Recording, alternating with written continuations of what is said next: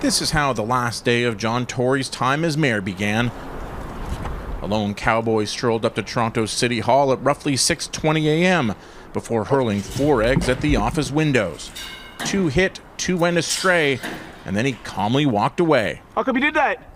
Tory, for his part, barely glanced up from his paper on the day he officially resigned. The Tory era may be over, but easy isn't the way it ended.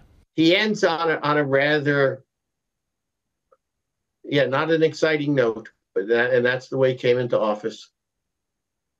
He promised not to do much, and he didn't. So I should probably wash my hands. For his first 2 terms in office, Tory embodied the straight-laced, button-down conservative persona he promised.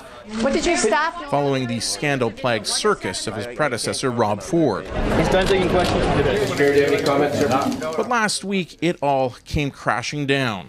During the pandemic, I developed a relationship with an employee in my The office. consensual affair, which he says began early in the pandemic with a 31-year-old staffer, ended only recently.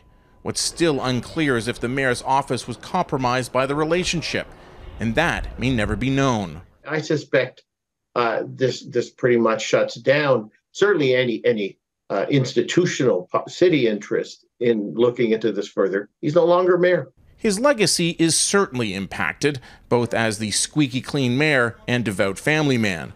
When he first came into office, he promised to keep taxes low, but that's come at the expense of affordable housing and crumbling infrastructure. What do I want to be remembered for?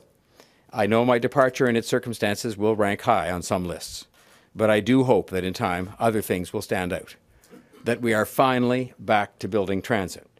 Now, taxpayers will have to spend millions on a by-election to replace their fiscally prudent mayor. After nominations and a short campaign, the mayor's office should have a new tenant by late spring. Mike Drolet, Global News, Toronto.